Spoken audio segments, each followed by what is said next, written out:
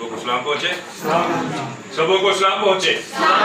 Hallelujah, hallelujah. हमारा जिंदा खुदा हमारे दरमियान मौजूद है। आमीन। प्रस्तिश के वसीला से खुदा हमारे दरमियान तख्तनशी होता है और कलाम के वसीला से खुदा बरकत देता है। आमीन। और अब मौका है आन पहुंचा कि खुदा हमारी जिंदगी से बोलने को है। आमीन। तो क्या आप सब खुदा के कलाम को रिसीव करने के लिए तैयार हैं? क्योंकि जब हम खुदा के कलाम को लेते हैं तो बाइबल मुकद्दस खुदा का कलाम ये कहता है कि वो अपने कलाम को नाज़िल फरमाकर कौम और उम्मतों को शिफा देता है। बाज़ औक़ात हम दुआओं के पीछे भागते रहते हैं, बाज़ औक़ात हम दुआएं करते और दुआएं करवाते रहते हैं, लेकिन शिफा हासिल नहीं कर पाते। क्योंकि मेरे अज़ीज़ों, जो कुलिया शायद हम अपनाते हैं, जो फार्मूला शायद हम अपनाते हैं, वो ऐन बाइबल मुकद्दस के मुताबिक नहीं होता। बाइबल मुकद्दस के ऐन मुताबिक फार्मूला ये है कि वो अपने कलाम के वसीला से शिफा देता है। आमीन, आमीन। अगर आप 2 जमा 2 करना चाहेंगे तो उसके दरमियान में अगर प्लस का निशान, जमा का निशान हो तो आपको पता चलता है कि ये क्या करना है, आपने 2 को 2 में जमा करना है। और अगर वो प्लस का साइन या जमा का साइन हटा दिया जाए बीच में से, तो क्या आपको पता चलेगा कि 2 को 2 के साथ क्या करना है? नहीं पता चलेगा ना। इसी तरह बाइबल मुकद्दस खुदा का कलाम फार्मूला है कि हमने अपनी लाइफ में अगर शिफा लेनी है, बरकत लेनी है, तो ये हमें बताएगी कि क्या करना है। आमीन, आमीन। सो बड़े गौर से आज खुदा के कलाम को हम सुनेंगे, सीखेंगे, जानेंगे, समझेंगे, क्योंकि खुदा के कलाम को सुनने के वसीला से हम सब कुछ हासिल कर सकते हैं। आमीन। सो आइए बाइबल मुकद्दस में से बगैर देर किए हुए चलते हैं और देखते हैं कि खुदावंद आज हमसे क्या कलाम फरमाता है। मरकस रसूल की इंजील और उसका 3रा बाब और उसकी पहली आयत से मुताला करेंगे। मरकस रसूल की इंजील उसका 3रा बाब और उसकी पहली आयत से मुताला करेंगे। बड़े गौर और ध्यान से आप खुदा के कलाम को सुनिएगा, क्योंकि मैं बीच में से आपसे पूछ सकता हूं। जी, मरकस रसूल की इंजील, फिर हवाला बता रहा हूं, 3रा बाब उसकी पहली आयत से। जी, खुदावन के कलाम में यूं लिखा है जी, और वो इबादत खाना में फिर दाखिल हुआ। और मेरे चीजों, बाइबल मुकद्दस में साथ साथ हम हवाला पढ़ेंगे, साथ साथ हम सीखते जाएंगे। आमीन। अपने गौर से खुदा के कलाम की बात को सुनना है, क्योंकि जब हम खुदा के कलाम की तरफ तवज्जो लगाते हैं तो खुदा हमारी तरफ ध्यान लगाता है। जब खुदा का ध्यान किसी की तरफ हो जाए, जब खुदा की तवज्जो किसी की तरफ हो जाए, तो वो शख्स अपनी जिंदगी के अंदर सब कुछ हासिल कर लेता है जो उसको चाहिए होता है। आमीन। सो बाइबल मुकद्दस में क्या लिखा, पढ़िएगा भाई। और वो इबादत खाना में फिर दाखिल हुआ। अब वो कौन है? वो यीशु मसीह है। आमीन। यीशु मसीह इबादत खाना के अंदर, इबादत करने की जगह के अंदर, जहां लोग जमा होते थे, जहां लोग इबादत के लिए आते थे, यीशु मसीह इबादत खाना के अंदर जमा हुए। आमीन। और वहां पर जहां लोग जमा हैं, उनके दरमियान इबादत खाना के अंदर यीशु मसीह गए हैं।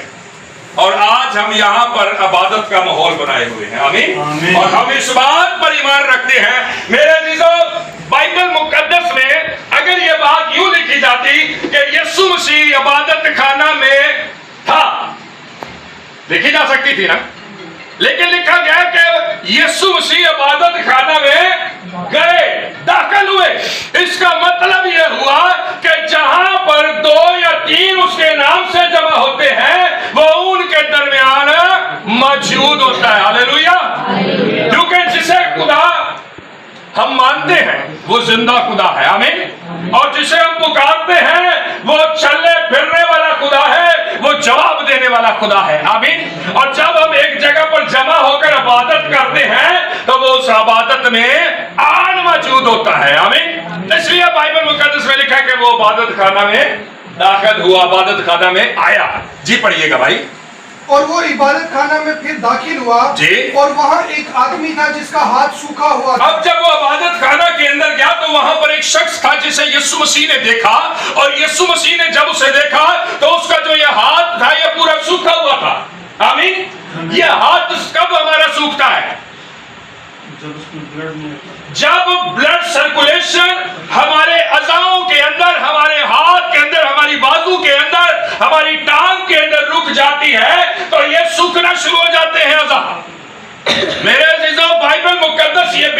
کرتی اور بتاتی ہے کہ یہ شخص جس کا ہاتھ سوکھا ہوا ہے اصل میں اس کو فالج کا مرض ہوا ہے. آمین. اور اسے فالج کا مرض ہوا ہے, اس کا ہاتھ سوکھا ہوا ہے. جس کو فالج کا مرض ہوا ہو کیا اس کا ہاتھ کام کرتا ہے؟ جس کی ٹانگ میں فالج آیا ہو اس کی ٹانگ کام کرتی ہے؟ نہیں کرتی. آمین. اور میرے عزیزو, یہاں پر یسوع مسیح نے عبادت خانہ کے اندر ایک ایسے شخص کو دیکھا جس کا ہاتھ سوکھا ہوا ہے. آمین.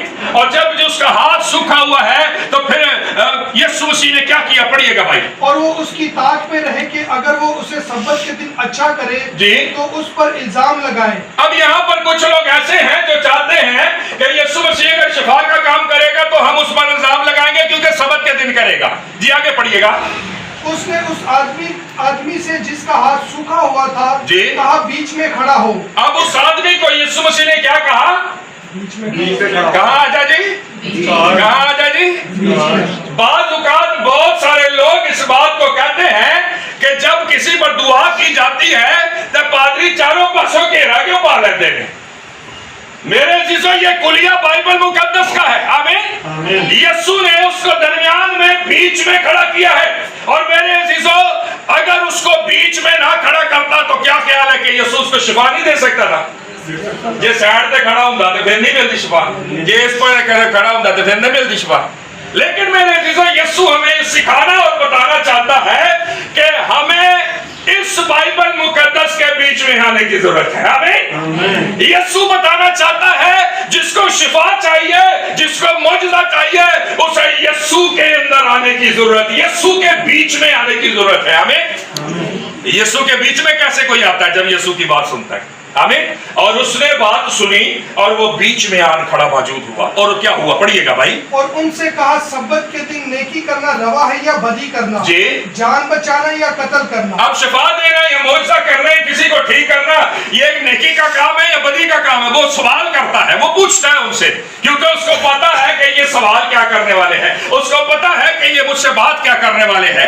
اور بائبل مقدس میں لکھا ہے کہ وہ خاموش رہ گئے اور وہ کچھ نہ کہہ سکے, وہ کوئی جواب نہ دے سکے. آگے پڑھیے گا بھائی. اس نے ان کی سخت دلی کے سبب سے غمگین ہو کر اور چاروں طرف ان پر غصہ سے نظر کر کے اس آدمی سے کہا اپنا ہاتھ بڑھا. ہاں جی, اس آدمی سے کیا کہا؟ اپنا ہاتھ. غور کیجئے گا اس بات پر کہ فالج کا مرض اپنا ہاتھ یا پاؤں جس کو لگا ہو وہ اٹھا یا ہلا نہیں سکتا. لیکن یسوع سے کیا کہتا ہے؟ اپنا ہاتھ کیا کر؟ بڑھا. میری طرف کیا کر؟ بڑھا. اپنا ہاتھ میری طرف بڑھا.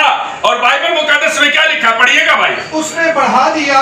ذرا غور طلب بات ہے کہ سوکھا ہوا ہاتھ ہے اور کام نہیں کرتا, لیکن یسوع نے کہا کہ اپنا ہاتھ میری طرف بڑھا. میرے عزیزو, بات یہ ہے کہ اس کا ہاتھ درست ہو یا نہ ہو, کہنے والا میرا آقا, آپ کا آقا, مالکوں کا مالک, بادشاہوں کا بادشاہ, رب الافواج, قوموں کا رب ہے. ہاللیلویا, ہاللیلویا. اگرچہ وہ کہے تو فالج کے مرض والے بازو کی کیا اوقات ہے کہ وہ بات نہ سنے. آمین. اور اس نے کہا اپنا ہاتھ میری طرف بڑھا. اور بائبل مقدس میں لکھا ہے کہ اس نے یہ نہیں کہا او خداوند مجھے تو فالج ہوا ہے. اگر آج کوئی شخص کسی خادم کے پاس جائے اور وہ کہے کہ آپ جو کچھ نہیں کر سکتے وہ کرنے کی کوشش کرے, کوئی اگر چل نہیں سکتا تو اس کو کوئی خادم کہے ہاں جی ہم دعا کرتے ہیں آپ کھڑے ہونے کی کوشش کریں, تو وہ پادری صاحب میں تو نہیں چل سکتا, ہاں جی میں نہیں چل سکتا. میرے عزیزو, اگرچہ کوئی چاہے نا ہماری زندگی میں شفا ہو جائے تو شفا مل سکتی تے جے وہ بھی کہندا خداوند یسوع باقی تے ساریاں گلاں ٹھیک نے, تینوں نہیں پتا تو تینوں سارا کچھ پتا ہے نا, دلوں دے حال پتا نے, تے اے نہیں پتا میں باہر نہیں چک سکتا, ہاں کہہ سکتا تھا. لیکن اس نے یہ بات کہنے کا مجاز یا ہمت نہ کی, بلکہ اس نے اس بات کو فالو کیا, اس بات کو مانا جو یسوع مسیح نے کہی ہے. اور یسوع مسیح نے اس سے کہا کہ اپنا ہاتھ میری طرف بڑھا. اور بائبل مقدس میں لکھا ہے کہ وہ ہاتھ جو اس کا کام نہیں کرتا تھا, جو سوکھا ہوا تھا, جب یسوع نے حکم دیا تو اس نے اپنا ہاتھ یسوع کی طرف بڑھایا. ہاللیلویا. اور جب اس نے اپنا ہاتھ یسوع کی طرف بڑھایا تو کیا ہوا؟ پڑھیے گا بھائی. اس کا ہاتھ درست ہو گیا. اسی